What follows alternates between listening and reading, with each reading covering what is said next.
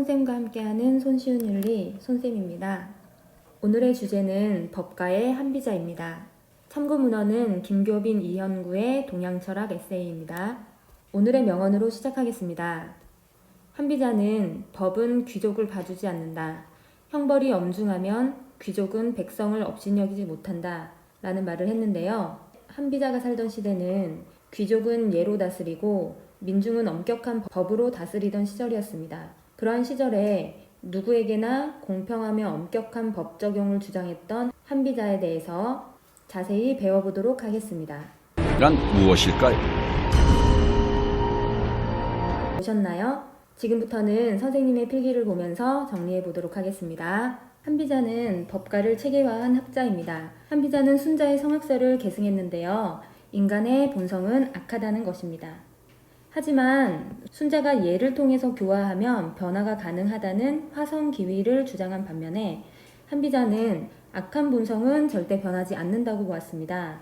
그래서 강력한 통제수단인 법을 통해서 강제적으로 이타적인 행위를 하도록 해야 한다는 것이었습니다. 인간은 자신의 이익을 추구하는 존재이기 때문에 이타적인 행위를 했을 때 상을 주고 잘못된 행동에 대해서는 엄격한 형벌을 주면 악한 본성이 통제가 가능하다고 본 것입니다. 한비자는 상황, 신불의 신도라는 인물들의 이론들을 종합해서 법가를 체계화했는데요. 상황에게서는 법이라는 개념을, 신불해에게는 술이라는 개념을, 신도에게서는 세라는 개념을 받아왔습니다. 먼저 통치자는 법을 통해 신하와 백성을 통치하라고 했는데요. 법을 통해 통치할 때에는 4가지 원칙이 적용됩니다. 첫 번째는 신상필벌이라는 건데요. 착한 일을 하면 상을 주고 죄를 지으면 엄격하게 필히 벌을 내린다는 것입니다. 그리고 둘째는 지위의 높낮음과 상관없이 모두에게 법을 적용한다는 것입니다. 참고로 육아에서는 관리들에게는 예를 적용하고 민중들에게는 엄격한 법을 적용해서 잘못을 저지르면 벌을 내렸었는데요. 한비자는 이를 비판했습니다. 누구나 공평하게 법의 지배를 받을 때 법의 위상이 높아지고 모두가 지키게 된다는 것입니다. 셋째는 사소한 비행에도 엄한 벌을 내렸다는 것인데요. 한비자는 사람들이 사소한 도둑질과 같은 죄는 잘 저지르지만 살인과 같은 큰 죄는 잘 저지르지 않기 때문에 작은 죄에도 큰 벌을 내리면 두려움 때문에 큰 죄를 짓지 않게 된다고 보았습니다. 즉, 사소한 비행에도 큰 벌을 내리는 것은 큰 범죄를 예방하는 데 도움이 된다고 본 것입니다. 넷째, 법은 공개적이며 쉽고 자세해야 된다고 보았습니다. 법의 적용을 받는 대상은 무지한 민중들도 포함되기 때문에 법은 쉽고 자세해야 됩니다.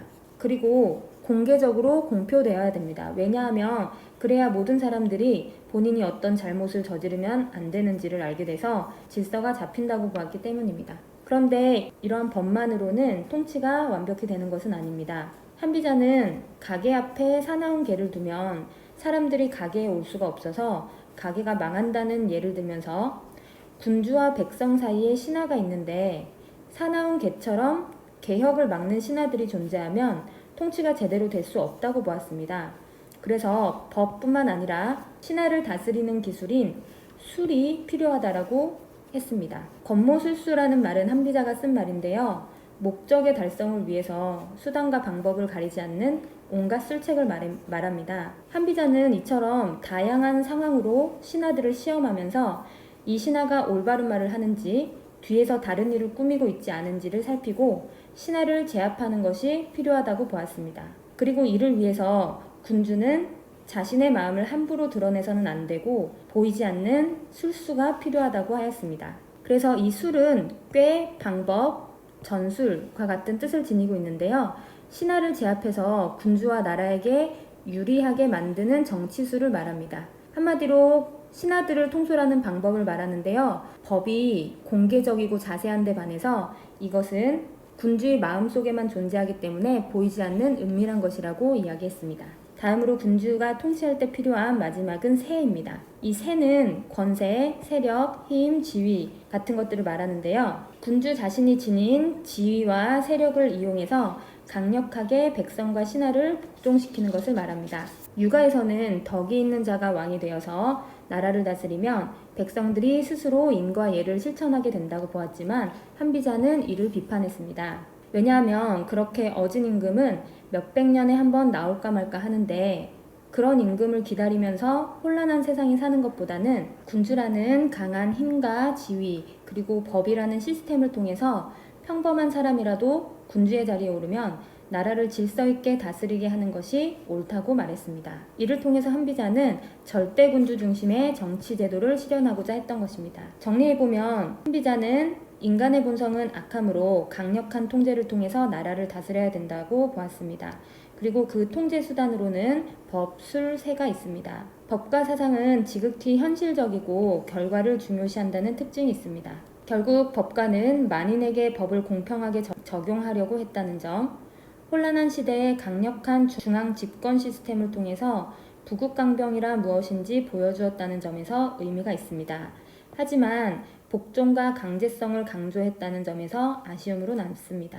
지금까지 법가를 체계화한 한비자를 배워보았습니다. 다음 시간에는 유학을 집대성하여 성리학을 창시한 주희에 대해서 배워보도록 하겠습니다.